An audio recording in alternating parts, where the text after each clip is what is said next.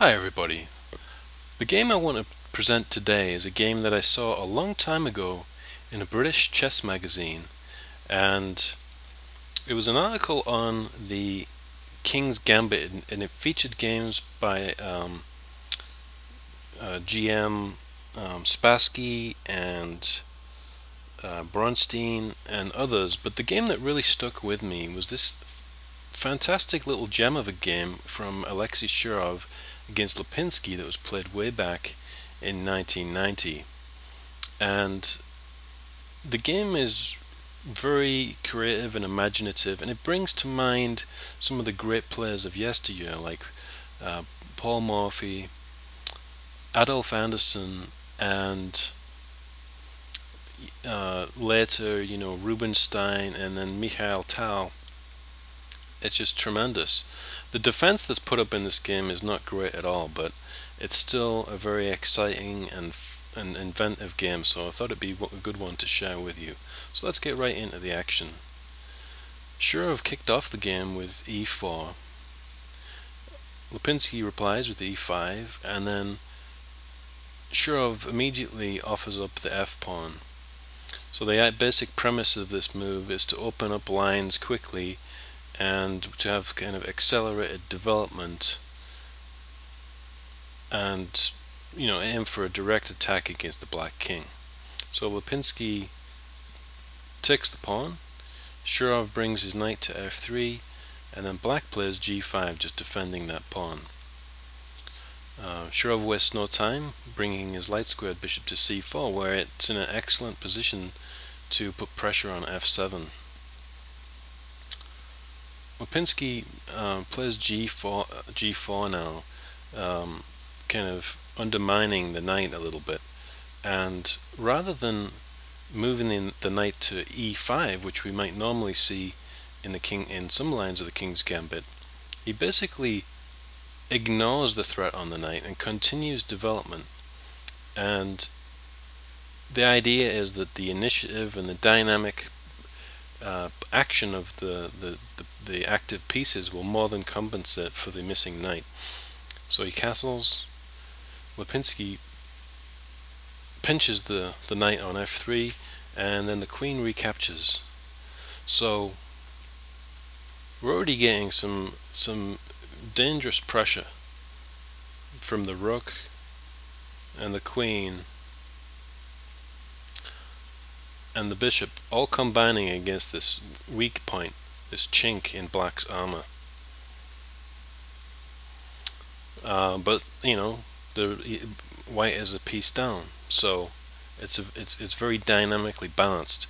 Modern computer chess engine will say that black is better, but the computers are very materialistic, and the fact is these kinds of positions are very difficult to play or defend.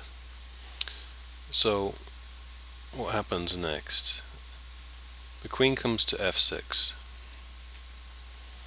Shirov plays e5, and he's quite prepared to give up another pawn in order to open up some lines against the black king. And this is a very common theme of the King's Gambit. It's very much about the initiative and dynamic play. So Lipinski, who perhaps should have started developing some pieces, snaps up that pawn. So how does Shirov continue? Well, he plays what looks like a surprising move at first with d4. Oh, I'm sorry, he plays bishop f7. Bishop takes f7 first. So he's offering up a whole another piece in order to bring the black king into dangerous territory.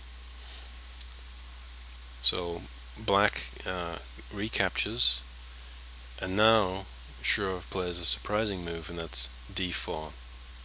Now at first when I saw this move, it just looks crazy, because it seems like white is going to be put in check, and because of the tempo basically lose the pawn for nothing. But as we'll see, Shirov has foreseen this, and there's a little tactic in there that means he doesn't really lose a tempo. So the check, and then the bishop comes into e3, and because of the pin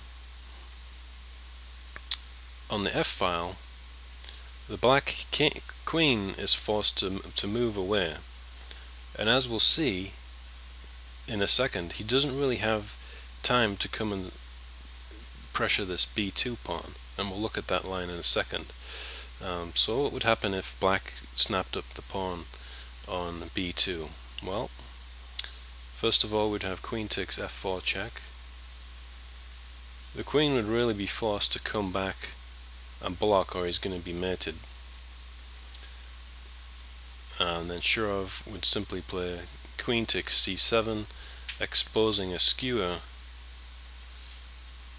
and white would have a queen for 3 pieces, which, given the precarious position of black's king, would probably be enough for the win. So let's go back to the actual game. Black came back to defend at f6. Shirov snapped up that pawn now and gets the bishop onto another dangerous diagonal. Black desperately tries to get the king to a safer place and tries to kind of steady the ship, if you will. And now you'll see that it's very much easier for white to play, even though he's 2 pieces down. He's almost completed development here. So the very natural move knight c3 is already threatening things like knight e4 and knight d5, which are going to be difficult for black to deal with. And also he's threatening to just swing his rook over to e1 when all his pieces would almost be ideally placed. So we see now knight c6, and Shirov wastes no time with knight d5. So from knight d5 he's hitting the queen, and he's also putting some pressure on the c7 square, although really just forking the rook and king would not be to white's advantage now. He really needs to go for broke and force the win because he's so far behind in material.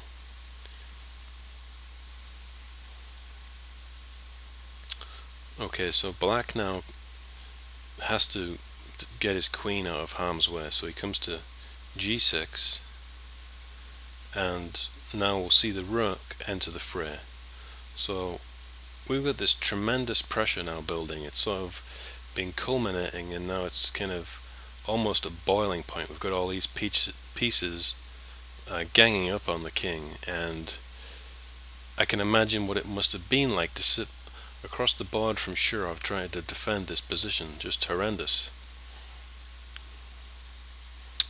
And now, at this moment, the black starts to really fall apart with this next move. So we have bishop e7, and really this is a fatal error, which we'll see from the next very precise and excellent move, which is bishop d6, which, you know, I don't think that would have been an easy move to find, but it's exploiting the pin on this e file, and white is threatening now mate on f7. So what would neither queen takes d5 or c takes d5 are sufficient here because of queen f7. I'd just like to take a look at some of those lines. So queen takes and queen takes f8, or c takes and queen takes f8 is also mate.